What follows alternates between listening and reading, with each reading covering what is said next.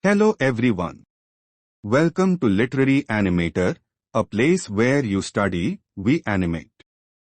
Before we start, I want to inform you all that this video is explained briefly in English. If you guys need Hindi explanation, please let me know in the comments. I will create a video as soon as possible. Feel free to comment if you like my lectures to boost my confidence. Thank you Kotin and Suruchi for your kind words. It means a lot for a small creator like me. An 1827 poetry from the wealth of Indian literature in English is titled The Orphan Girl.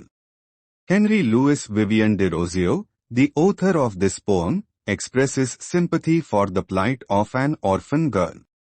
This touching poem highlights the girl's orphaned sorrow. Derozio paints a picture of a child's helpless face, loneliness, and struggle in the face of adversity through his words. Derozio initially included this poem in his poetry book Poems, 1827. She was yet young and fair, but oh she seemed marked for much woe in this unpitying world. Po friendless wanderer. The Orphan Child, a poem by Derozio, opens with a three-line stanza. It introduces the poem's primary character. The poet refers to the girl's future tragedy in this line. Moreover, the title has a similar feature. Readers are informed that the poem will discuss the girl's situation after losing her parents. The poet makes reference to the little girl's age and appearance in these words. By simply seeing her innocent face, one could not foresee what had in store for her in the future. She appeared to be destined for a lot of problems in this life, according to the poet. He calls those who inhabit this world unpitying. She is an orphan, and they don't feel sorry for her. Her hair was black as a raven's wing, her cheek the tulip's hue did wear. Her voice was soft as when night winds sing, her brow as a moonbeam fair. In this stanza, the major action starts. Derozio describes the youngster's appearance in the first words. He thought her black hair looked like the wings of a raven. She has crimson cheeks that resemble tulip flowers. In this case, the tulip represents purity. It suggests the girl's innocence. Her brow is as lovely as the moonlight, and her voice has the gentleness of evening breezes. In this approach, the poet looks for natural components to express the orphan girl's innocent beauty. Her sire had joined the wake of war, the battle shock, the shout and scar. He knew and gained a glorious grave. Such is the guerdon of the brave. Derozio explains her father's passing in these terms. Sire is an old-fashioned word for father.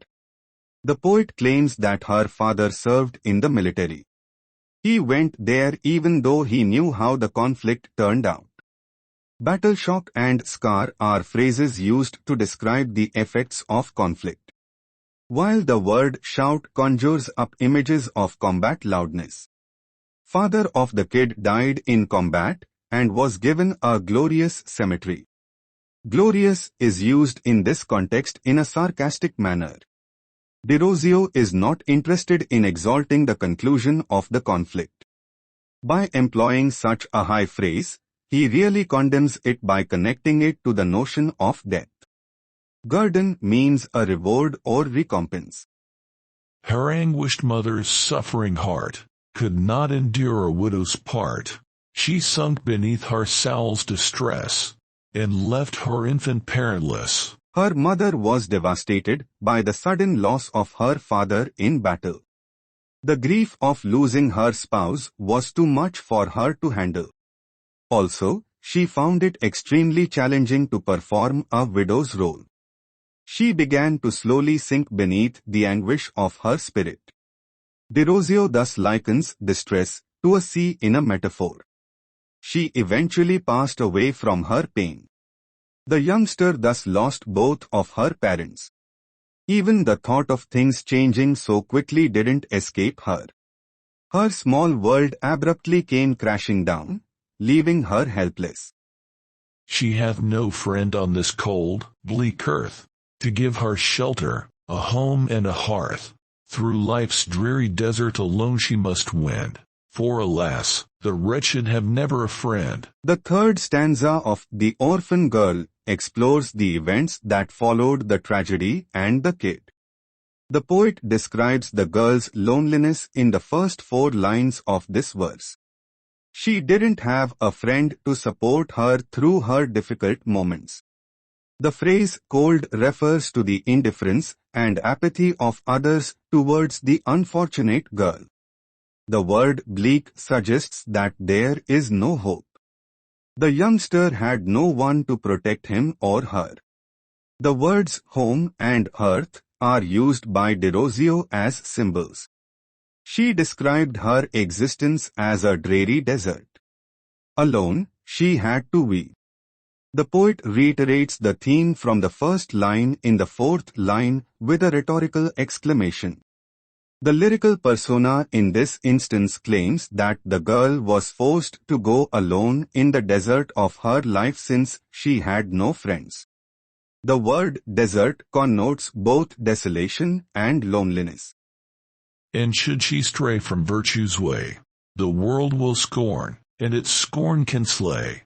Ah, shame hath enough to wring the breast, with a weight of sorrow and guilt oppressed. Derozio especially addresses the attitude of society towards a helpless girl like her in these remarks. The poet said that other people were simply waiting to point out her errors.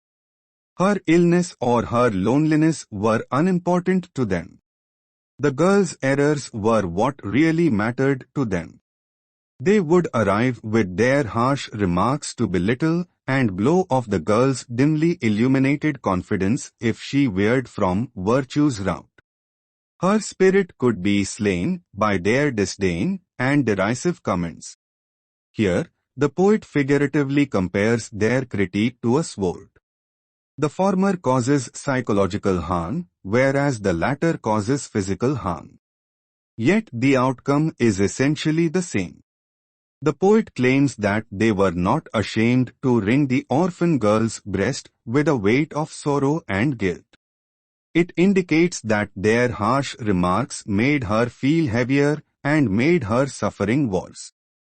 But oh, 'tis coldly cruel to wound the bosom whose blood must gush and bound. No tear is so bright as the tear that flows for erring woman's unpitied woes. Derozio calls the girl's mental injury coldly brutal in these remarks. The word cold in this context relates to the society's indifference to the girl's pain. The girl was hurt by their brutality. The girl's age was irrelevant to them. The girl was subjected to persecution while she was supposed to play and run free. The poet claims that the girl's anguish is unmatched.